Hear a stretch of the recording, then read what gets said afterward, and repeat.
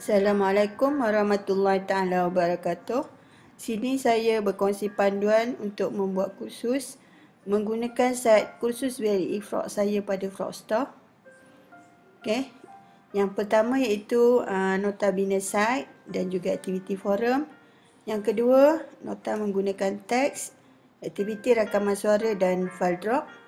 Dan seterusnya nota embed video dan soalan beri pendapat pada ruangan forum.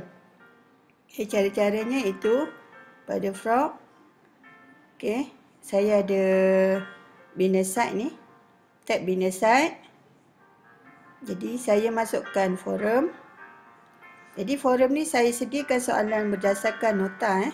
Contoh soalan saya ialah, setelah membaca cara-cara membina site pembelajaran, sila jawab soalan berikut. Nyatakan bilangan cara untuk membina untuk share site pembelajaran. Nyatakan jenis-jenisnya. Okey. Jadi inilah jawapan yang cikgu-cikgu saya sudah berikan. Jadi guru terpaksa membaca nota untuk menjawab forum tersebut. Seterusnya aktiviti yang kedua ialah panduan memuatkan nota ke dalam VLE Frog menggunakan widget teks. Okey.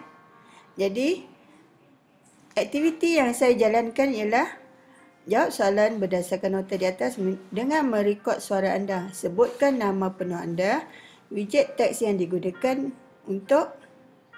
Jadi cikgu-cikgu perlu klik rekod suara dan dibawa kepada record MP3 online. Dan seterusnya untuk merekod klik allow. Kalau komputer biasa ada bahagian allow kat atas ni, kena klik allow. Okey, cara merekod. Hai, saya Puan Rohaimah. Widget teks digunakan untuk membuat nota. Klik stop. Okey, bila klik stop, automatik file MP3 telah dibina. Anda boleh change file, contohnya Rohaimah. Klik OK. Lepas klik OK, file ni perlu di-download untuk hantar kepada file drop. Okey, file dah siap di bawah ni, sebelah kiri bawah. Dan pergi semula kepada VLE Frog untuk hantar file dengan mengklik upload, choose file. Sebab dia ada kata drag and drop just drag and drop file MP3 tadi. Dan klik done. Okey, jadi ini file yang saya telah hantar. Jadi saya dah setkan file drop ni dalam bentuk format group Maksud group, selain daripada saya, semua guru atau pelajar boleh melihat file yang telah dihantar. Dan untuk mendengar suara ni,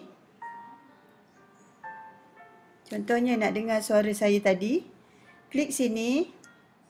Okey, dia dah download.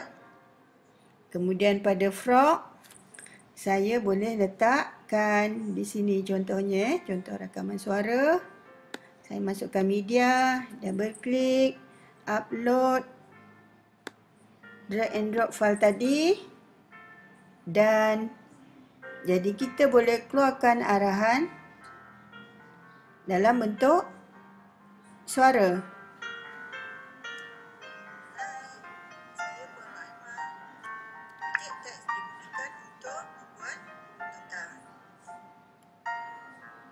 Okey, itu contoh rakaman suara. Dan seterusnya pada tab masukkan video, saya letakkan ruangan forum. Forum ni saya letakkan soalan berikan pendapat anda supaya cikgu tahu kegunaan apakah YouTube ini. Jadi ada ni cikgu jawab, video YouTube sangat membantu dalam sesi pengajaran dan pembelajaran. Okey, ada lagi seorang cikgu bagi pendapat saya kegunaan video YouTube sangat berkesan dalam site pembelajaran dan menyeronokkan. Okey, sekian saja dari saya. Assalamualaikum warahmatullahi wabarakatuh.